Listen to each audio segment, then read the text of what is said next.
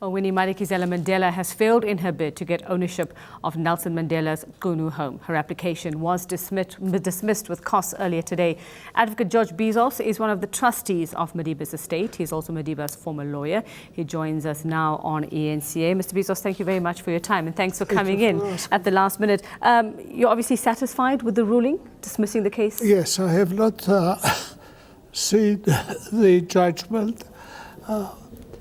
We expected it to be online, but we have been reliably informed that the court has found in the trustees' favour.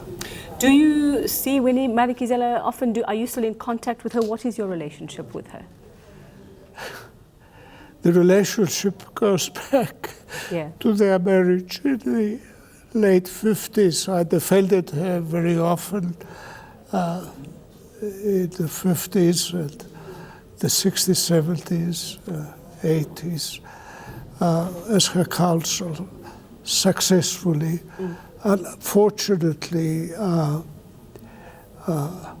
after the divorce, I didn't see her regularly. And I have not seen her personally, except at the funeral that we were both at.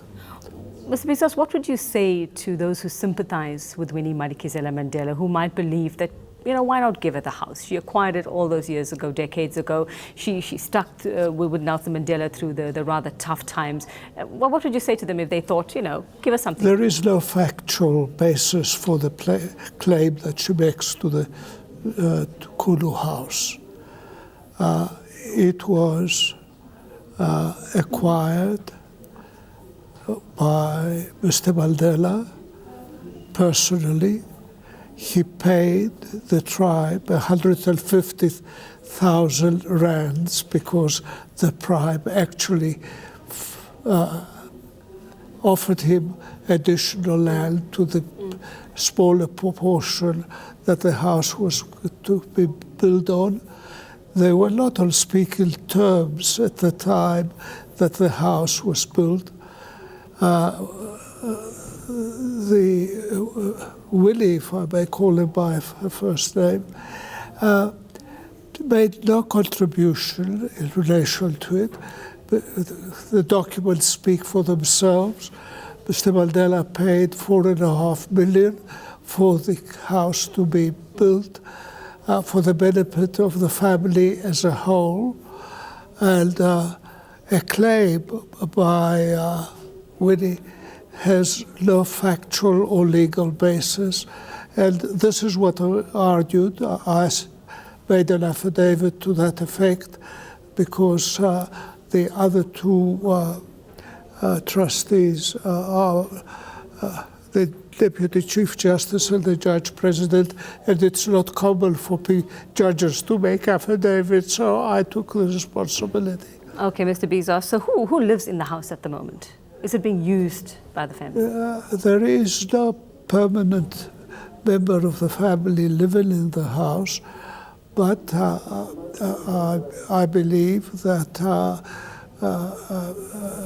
Mrs. Grasha-Michelle has an interest. Maki, one of the daughters, has an interest. They look after it. The people that were working there are still working. Okay, on a completely different tack, I mean, I don't know, you are aware of the calls yesterday, civil society, people you've obviously been close to in the past, Ronnie Casseroles and all the other, Ben Turok, Amit Kathrada, all of them calling for President Jacob Zuma to step down. Your thoughts on those calls? I agree that the judgment of the Constitutional Court, although it has left a small gap for President Zuma, that he may have been wrongly advised by members of my profession.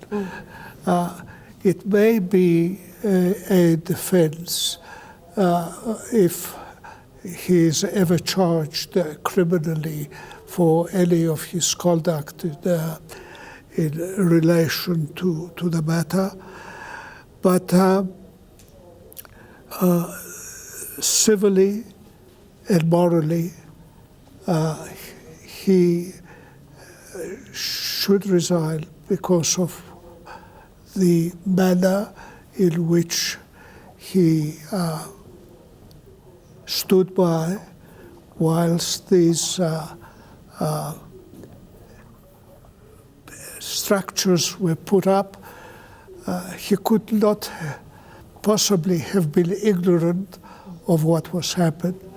He has been inconsistent in his statements as to what knowledge he had or what monies they may have been spent and what was the nature of them. But those are morally incorrect. And you support the calls for him to resign? And I support the calls. All right, thank you very much. We'll have to leave it there, Mr. Bizos. That's a wrap from me. Newsday will bring you more local and international news at 1 o'clock. Thank you for watching. Enjoy the rest of your day. Thank you.